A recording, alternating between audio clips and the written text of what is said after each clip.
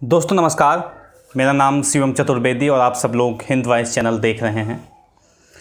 दोस्तों आज थोड़ा सा बिहार के चुनाव पे बात करने की इच्छा हो रही है मेरी, और जो वहाँ से समीकरण निकल के आ रहा है बिहार के चुनाव में, उस पर बात करना आज दिलचस्प भी है और काफ़ी ज़रूरी भी है, क्योंकि जिस तरह के समीकरण बिहार से निकल के आना शुरू हुए हैं वो थोड़ा सा चौंकाने वाले हैं और हैरान करने वाले भी। तो थोड़ा सा समझते हैं कि जो समीकरण बिहार से निकल के आ रहा है उसका मायने क्या है, मतलब क्या है और स्थिति क्या है। एक न्यूज़ आई है दोस्तों जिसमें ये कहा जा रहा है कि जीतन राम मांझी और अजहरुद्दीन अवैसी ये दोनों लोग गठबंधन करके चुनाव लड़ने वाले हैं बिहार के अंदर, और ये लगभग 243 सीटों पे चुनाव लड़ेंगे। बिहार के असेंबली इलेक्शन में 243 सीटों पे अजहरुद्दीन अवैसी और जीतन राम मांझी ये दोनों लोग मिलकर चुनाव लड़ेंगे। अब इसका मायने क्या है दोस्तों, और इसका मतलब क्या निकलता है, और इससे पॉलिटिकल फ़ायदा किसको होने वाला है, इन सारी चीज़ों पे आज बात की जाएगी दोस्तों। तो मैं थोड़ा सा आपको बता दूं कि जो जीतन राम मांझी की पार्टी है वो क्या है और क्या ओहदा है इस समय जीतन राम मांझी का बिहार की राजनीति में, वो सारी चीज़ें आपको समझाता हूँ। जो जीतन राम मांझी की पार्टी है हिंदुस्तान आवाम मोर्चा, वो पार्टी जनता दल से अलग होकर 2015 में बनाई गई थी, खुद जीतन राम मांझी द्वारा। और इस समय पे जीतन राम मांझी केवल एकमात्र विधायक हैं अपनी पार्टी से। तो मतलब एक ऐसी पार्टी जिसका केवल एक विधायक है बिहार असेंबली इलेक्शन के अंदर, और दूसरी पार्टी जो कि एक मुस्लिम पार्टी की तरफ से उसको रिप्रेजेंट किया जाता है, मुस्लिम पार्टी की तरह उसको रिप्रेजेंट किया जाता है, और अजहरुद्दीन अवैसी भी उसको इसी तरह से रिप्रेजेंट करते हैं। और बिहार में उसकी भी केवल एक ही सीट है बिहार असेंबली इलेक्शन के अंदर। तो ये सारी चीज़ें मैं आपको क्यों बता रहा हूँ, ये कुछ देर में आप लोग बहुत अच्छे से समझ पाएंगे।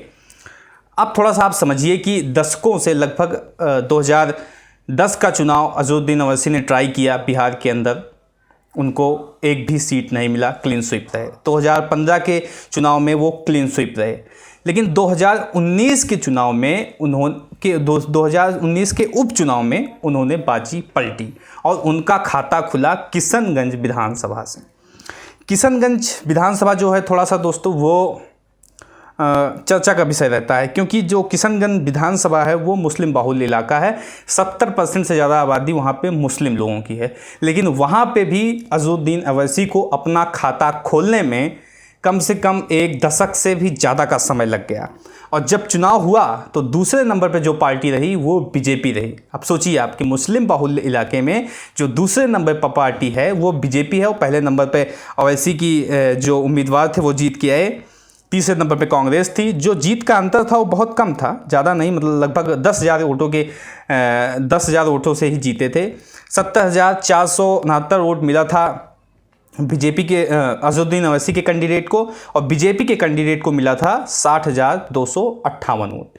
तो मतलब 10,000 के आसपास के ये आंकड़ा था। लेकिन क्या ये समीकरण बिहार चुनाव के अंदर सफल होगा कि नहीं होगा, ये सबसे बड़ा प्रश्न है।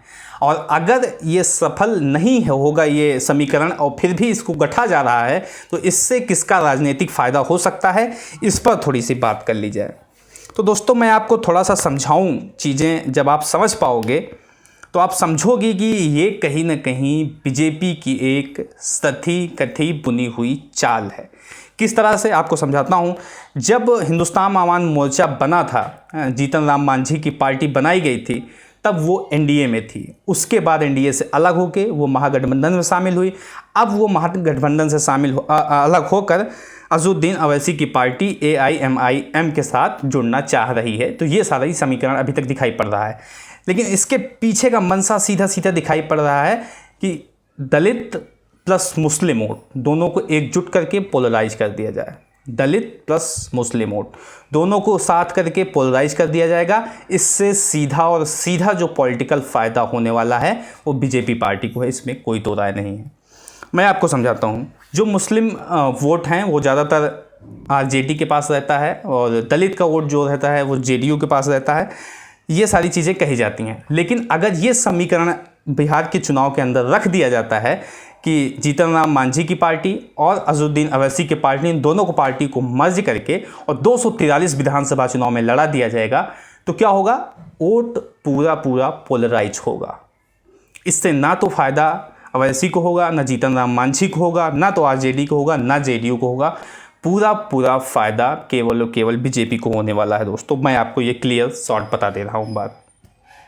तो ये जो एक समीकरण अभी नया बिहार से निकल के आ रहा है, ये थोड़ा सा चिंता वाला है।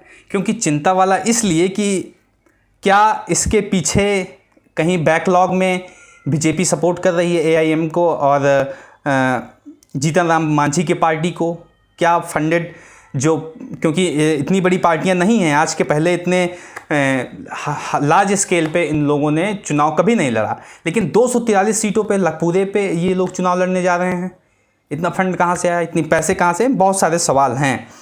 तो बहुत सारे सवाल रखे जा सकते हैं और इन सवालों की तलाश में हम लोग निकलेंगे और फिर किसी एपिसोड में आपको इन सभी सवालों के जवाब दूंगा, जब मेरे पास भी इन सब सवालों के सटीक जवाब आ जाएंगे दोस्तों।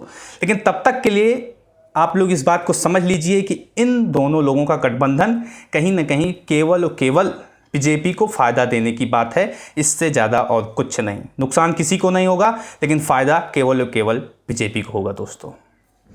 तो आपको ये खबर कैसी लगी दोस्तों, इसको कमेंट बॉक्स में बताएं। साथ ही साथ वीडियो को लाइक करें, चैनल को ज़रूर से ज़रूर सब्सक्राइब करें। मिलते हैं इसी तरह किसी और वीडियो के साथ, तब तक के लिए नमस्कार।